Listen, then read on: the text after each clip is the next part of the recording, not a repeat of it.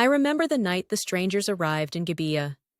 It was just another evening in our quiet, unremarkable town. The sun was setting, casting its golden rays across the stone houses, and the marketplace was beginning to empty. I was gathering water when I noticed them, a man, his servant, and a young woman trailing behind on weary feet.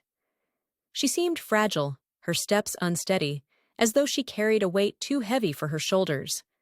They stood in the town square, waiting for someone to offer them shelter. I averted my eyes, like many others did. Hosting strangers could bring trouble, and no one wanted to take the risk.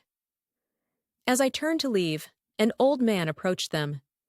His face was kind, but weathered with years of labor. He offered them the hospitality we had withheld, and I breathed a sigh of relief. Later that night, the air grew tense, as if the town itself held its breath. There was a commotion outside the old man's house, a growing crowd of men with angry, twisted faces.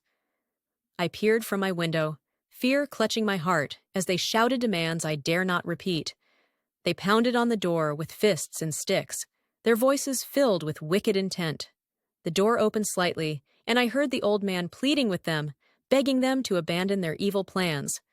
But their laughter was cruel and mocking, and my stomach churned with dread. I could see the Levite stepping forward, his face stern and unyielding. Then, to my horror, the concubine was thrust into the mob. I turned away, unable to watch. The woman's cries echoed through the night, haunting and raw. I felt helpless, trapped in a world where cruelty seemed to reign. When the dawn finally broke, the square was eerily quiet. As I ventured out, my heart sank at the sight of her lifeless body on the threshold. The Levite, now cold and resolute, carried her away.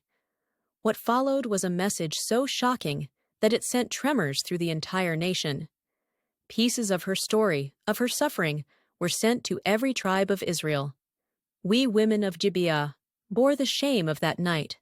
We whispered of her sacrifice, of a world where violence could destroy even the innocent. And we wondered if justice would ever rise from the ashes of her tragedy. Even now, her story holds a mirror to our own time. Violence against women, the abuse of power, and the silence of bystanders remain pervasive. Too often, we turn our eyes away, pretending the suffering isn't ours to bear. Her story calls us to confront the darkness within our communities and demand justice for the vulnerable. It urges us to be the voice that speaks for those who cannot, and to remember that silence, too, is a choice, one that can perpetuate injustice. May her suffering remind us to act courageously, to offer protection, and to shine a light where darkness threatens to consume. Her story is ancient, but its relevance is eternal.